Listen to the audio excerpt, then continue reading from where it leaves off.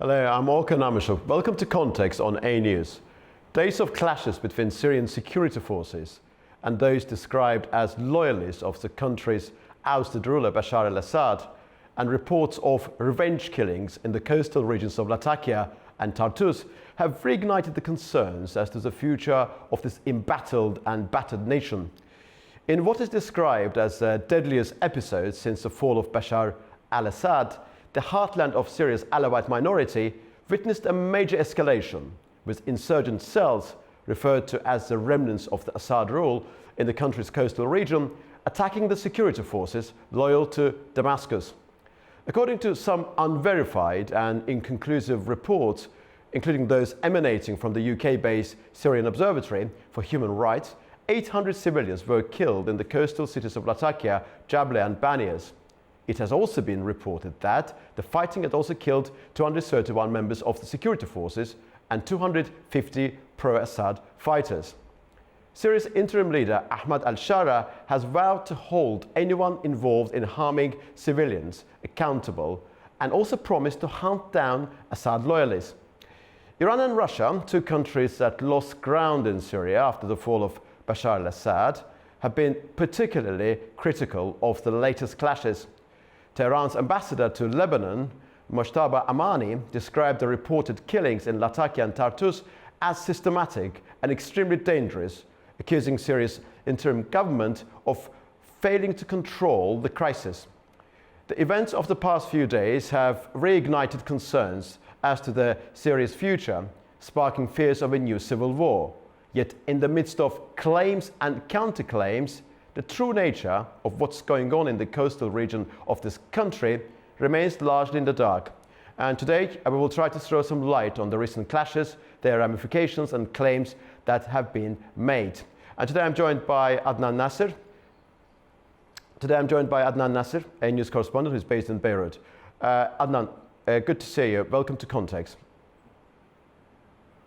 Thank you for having me, Orkhan. Adnan, first of all, we have heard claims and counterclaims. Could you walk us through what happened on Thursday and the succeeding days? Who did start the violence? It's not about a blame game, of course, but for us to be able to have a clear picture of what's going on there, perhaps the inception needs to be explained properly. Right, exactly. It's very difficult to get a clear picture of what's happening, except for the bloodshed that everyone now knows that had taken place in the coastal region. What you're witnessing now is the greatest challenge that this interim government has since the fall of the regime. And now the current leader, Ahmad al-Shara, as you said, he's vowed to hunt down the former remnants of the Assad regime, but he also now has a fight on his hands domestically. Some people are afraid that he's lost control of his own fighters. He's had to now make it very clear to them that this is not the way that he had anticipated Syria would go. And you have the regional actors, you pointed out the ambassador here in Lebanon, the Iranian ambassador, said that the current leadership of Syria has lost control of the situation. Many people in Syria also feel that way. You asked about how this all started. Well, there is conflicting reports, but one that seems to have gained some ground is that the remnants of the Assad regime, or cells that are tied to militants that are connected to the Alawite community that feel threatened by this new regime, that they had ambushed members of the new security forces. Many of them are made up of loyalists and members of the HTS movement. That, you know, now that they have removed their militia uniforms, they put on official new Syrian army uniforms. But for a lot of people on the ground, the old sectarian hatred that many HTS fighters had harbored towards the Alawites still lingers within these uniforms. So the question now is, can Ahmad al-Shara really bring back peace and social cohesion? Many feel that he's just not up to the task. Thank you, Ahmed. And also today we're joined by Onur Erim, president of the Dragoman Strategies, joining us from Istanbul, Turkey. So my question to you, Onur, is going to be of the self-same nature. It looks like a confrontation between the forces loyal to Damascus, the interim government based in Damascus, and Assad loyalists. What is your evaluation of the latest clashes? Look, I don't think none of what's going on should be a surprise to anybody. we're talking about years of Assad regime and their remnants. Of course, they're not going to go away overnight. And I think everybody should be used to, too many conflicting reports, too many, incidences that are told in many different ways. However, let's not forget we are in the midst of a possibly the closest chance we'll have to a unified Syrian governance.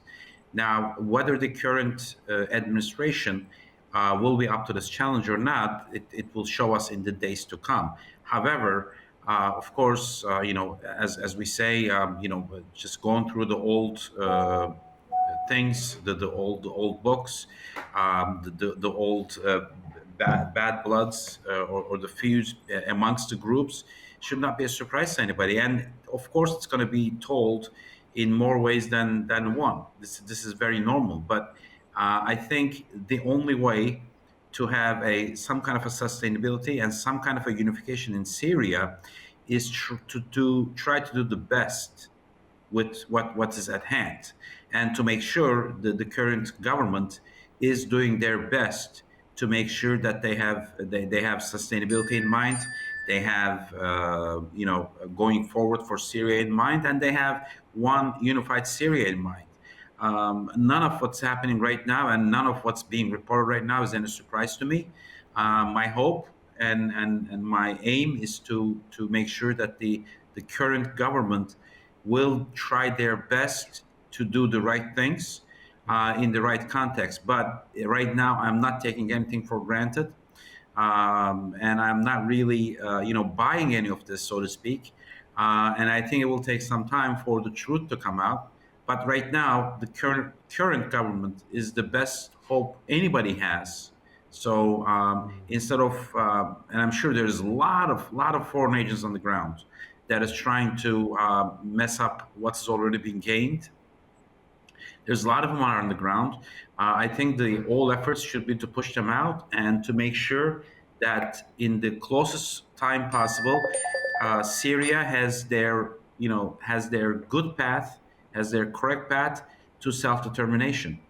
It will not be without, unfortunately, it will not be without hard days, and it will not be without, more and more conflicting reports to come up. I think the world should really try to take the Turkish stand into their perspective and try to move towards a more and more a self-determined Syria by the Syrians, nobody else. And also, I think that Ahmed al-Shara, interim leader himself, said that what happened in Latakia and Tartus and other coastal cities of Syria was not unexpected. Sort of something of this nature had been expected by the rulers based in Damascus. Adnan, we know that that particular coastal region of Syria is incredibly important strategically. It's Syria's only access to the Mediterranean Sea. We know that that's a heartland of Alawite minority, which is known for its loyalty to the former rulers of Syria. And we know that Russian bases are located there as well. How important is it for the current government to maintain control and order in that part of the country? Well, he needs to maintain order because, as you say, it's the only access point to the Mediterranean. It's also the place where Russian bases are being hosted. We also saw a number of videos released where Russian bases had opened their doors to refugees that were fleeing some of these attacks. I slightly disagree with the premise or this idea that this is to be expected. There's no doubt in mind that some would not be happy with the current regime. But we have different reasons why they wouldn't be happy. Some of them are belonging to the Assad regime or militant sides, the intelligence, the mukhabarat, who want to create chaos. They rather have chaos than lose the country. But I also think the response by many individuals on the ground was not appropriate. I mean, there are many calls for genocide against Alawites. I mean, this is not something that most Syrians had expected or hoped for. We were all optimistic that the best part of this revolution was going to win the day. And we see Ahmed al-Shara trying to turn back, not the clock, but he's trying to turn this ship around and make it clear to everyone that, no, we're still going to put ourselves on the track with the rule of law. We're still going to make sure that everyone under Syria is going to be held accountable. He wants to have this truth and reconciliation, but now he has to add more problems that need to be reconciled, which is this recent massacre that took place in the coastal areas. And let's not forget, many areas that were attacked are mixed. It's not only Alawites that have been killed. Some Christians and some Sunni Syrians have been caught in the crossfire. These are the reports that I'm receiving from my own sources, and I'm hoping to independently verify them in the next days to come. Yes, indeed. Adnan. We have been the recipients of a wide range of pieces of information. Of course, it's important to verify them, but the picture Indeed. is incredibly complicated. Of course, there are external actors with their own interests, of course. And the interim leader of Syria, Ahmad al-Shara, in a statement, accused what he called the remnants of the former regime and their foreign backers, accused them of inciting new strife and dragging the country back into civil war. Who are those foreign backers of the remnants of the Assad rule? We heard statements coming from Iran, probably from Russia as well. What is your evaluation of the geopolitics of this situation, bearing in mind the interests of other actors? I mean, historically, and you know, when I mean historically, going back to biblical times and to recent times, I think usual suspects are always there. You start with anywhere from nearby Israel, Iran. You could go to Europe, number of countries in Europe, all the way to, you could go to UK and then all the way hop into the USA, and of course let's not exclude Russia as a usual suspect. I think who those would be really depends on, you know, which perspective you're looking at this from. I don't know it would do any good to anybody to, you know, to pinpoint you know, this nation or another country in this matter. I think what the problem is, what the base of the problem is, that there are indeed foreign agents, there are indeed external forces that are trying their very best to make sure that things go not exactly maybe as it would be as it would have gone under fully self-determined Syria. I think that's the important point. I mean, I could go on for hours and hours on who the actors are from the foreign side, and I'm sure somebody else could go right the other way. But the fact of the matter is, let Syria, you know, try to stabilize herself.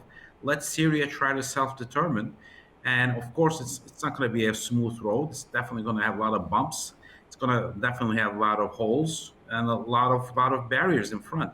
But I hope that for the first time in a long time, that they will actually start something that is sustainable, that where everybody enjoys the decisions of the Syrians and nobody else, not Russians, not Iranians, not Chinese, not Europeans, not UKs, not USs, that they do things that are good for Syria herself. Adnan, we understand that Damascus, Ahmad al-Shara, is facing a massive challenge, a challenge of controlling this crisis and making sure that country is not dragged back into civil war. There are others outside Syria, and probably inside Syria as well, blaming interim President Ahmad al-Shara for dismantling Syria's security forces, army and police, without clear strategy for dealing with the consequences, with the thousands of officers and personnel who are left unemployed. What is the extent of this problem there? And do you think that, what are the key challenges for the transition?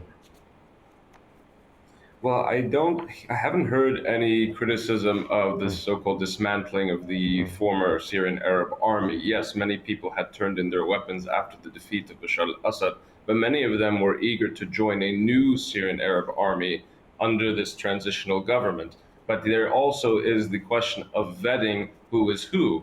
He doesn't want to accidentally have former regime remnants joining forces under the disguise of reconciliation, and that they somehow slowly creep their way back into power. But it seems as if that doesn't matter. He needs as much manpower as possible if there's going to be a massive uprising caused by these so-called remnants. And you also have to understand, there are many ordinary Syrians that still don't think that this is the appropriate transition. I mean, it was Ahmed al-Shara, if I'm not mistaken, who said that it's going to take at least maybe 4 to 5 years to have some sort of new election. Well, if that's the case, then the question is, why is it he who bears the responsibility of leading that transition through some self-declaration process? I mean, many now Syrians in Damascus, as an example, I spoke with some colleagues in Damascus who said, we're having a hard time even demonstrating our grievances, and that new checkpoints are being put on, in the middle of the streets. So people feel as if the authoritarianism of the old regime is just being replaced by the authoritarianism of a new one. And if there's any pushback on that, I'm happy to receive And also, it. Adnan, we understand that 10% of the Syrian population, they're Alawites, of course, and that region where those clashes took place is considered to be Alawite heartland. But would it be fair to say that not everybody who is Alawite should be classified as a firm supporter of the former regime?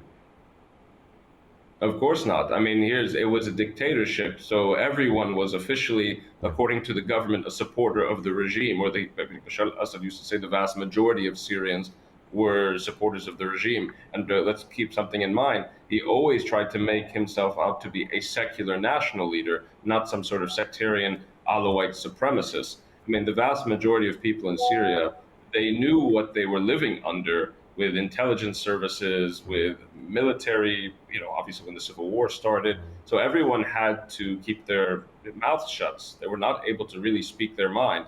So the collective punishment or collective blame being imposed on the Alawites is just totally inappropriate and needs to be condemned. We understand that timing is incredibly important in terms of understanding what's going on in Syria. Recently, there was an public argument between Turkey and Iran about the subject involving PKK and its dissolution, with Turkey claiming that there are PKK remnants in Iran. We also know that after Abdullah Öcalan's call on the PKK to dissolve itself, the SDF, which is dominated by YPG, in Turkish understanding, and in the understanding of many external observers considered to be the Syrian extension of PKK, stated that they are not going to accept this call by Öcalan as being applicable to them. On the basis of this, and in particular bearing in mind that SDF was not invited to the National Congress, what do you think should be the central element of Turkish sensibility at this juncture? I mean, I guess your question is more centered around the future of YPG or SDF. Is that correct? Yes, indeed, yes. By SDF, Syrian Democratic Forces, which is in charge of the northeastern Syria, but effectively dominated by YPG, yes. Well, we're back in Turkey. We're pretty tired of these different abbreviations being used of the same thing, which is PKK, and it is not widely believed. It's actually widely proven that they're actually of the same kind, and they could pick out different number of combinations or permutations from the alphabet to rename themselves over and over, but it is what they are is what they are. Basically, I have followed closely, and as a Turkish citizen living in Turkey, if you're a little bit, curious about, world politics or actually Turkish foreign policy and domestic policy, you would always be, subject to a lot of things that have gone on over the PKK over the last almost 4 decades now. One thing I could tell you for sure, I don't think I have ever heard the Turkish government being this explicit and being this determined and being very, very to a point where the subject seems like totally closed. So the YPG or SDF, whatever you want to call it, the PKK, Turkish government has left them with 2 choices: give up arms, or you will all be, removed from the region, dead or alive. It's very basic. Turkish involvement in this has nothing, absolutely nothing more than to making sure it's domestic and it's borderline security. It has always been that way. And Turkey will now, seems like, I mean, again, over the past 4 decades, I never heard more of a clear statement and a statement with just a closed-end result that they will either leave arms or they will be removed, dead or alive. Basic as that. Whether how Turkey proceeds with this, with this new declaration, we'll see in the days coming up. Well, the subject involving STF, YPG, is critical for Syria's future, of course, because it's about the unity of the nation, and the northeastern part is controlled by them. They've not been invited to National Congress. There's a question of their dissolution, and all of these things is bearing considerably upon the subject of to what extent the new interim government will be able to have this sense of unity and national unity. That's the reason I thought that it might be a good point to explore with you, bearing in mind your expertise. I'm very grateful to you, Adnan and Onur. Thank you very much indeed for your time. This were Adnan Nasser, a news correspondent based in Beirut, Lebanon, and Onur Erim, president of Dragoman Strategies. We discussed the latest circumstances involving the situation in Latakia and Tartus in Syria, its implications, and what is next. See you very soon indeed.